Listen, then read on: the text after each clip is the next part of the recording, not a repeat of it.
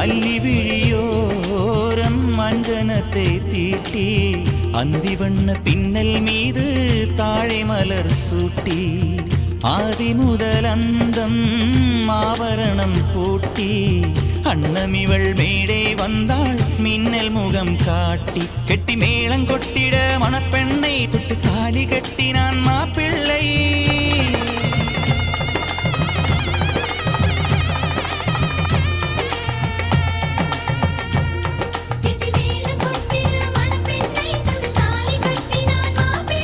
இந்த ஏழை நெஞ்சமும் நீ வாழ என்றும் பூக்கள் நீ வாழ்க நலமாக.